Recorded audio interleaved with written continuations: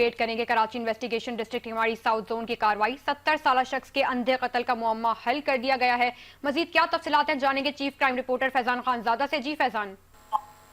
जी देखें, ये investigation Keamari police की बड़ी कार्रवाई देखने में आई है। साउथ जोन की पुलिस ने 70 साल शख्स के अंधे कत्ल का मामला हल कर लिया।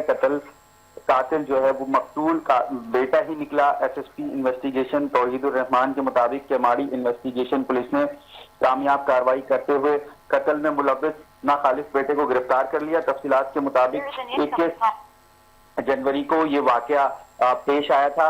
रात गए इत्तेहाद टाउन के इलाके वाकई घर के अंदर 70 साल राजीमंद खान को सर पर तशद्दुद करके कत्ल कर दिया गया था। इब्तदाई तौर पर वुरसा की जानिब से यह बयान सामने आया था कि नामालूम मुल्जिमान घर में दाखिल होकर मकतूल को कत्ल करके फरार हो गए, जिस पर वाकया मुकदमा थाना इत्तेहाद टाउन में नामालूम मुल्जिमान के खिलाफ सरकारी मजियत में दर्ज था। इसी हवाले से एसएसपी इन्वेस्टिगेशन के मुताबिक केमाड़ी तफ्तीश पुलिस ने जदीद तकनीकी बुनियादों पर शवाहिद की मदद से कत्ल का मामला हल कर लिया।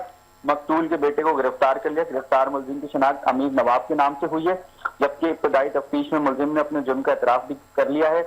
घरेलू झगड़े के बायस अपने वालिद को कत्ल किया। मुलजिम ने बाप के सर को अमीरात में इस्तेमाल होने वाले भारी हथौड़े से कुचल दिया। ताहम पुलिस के मुताबिक तफ्तीशी टीम ने कत्ल में इस्तेमाल होने वाला हथौड़ा भी बरामद कर लिया है, जबकि गिरफ्तार मुलजिम से मजीद भी तफ्तीश की जा रही है। जी तफसीलात के लिए शुक्रिया फैजान।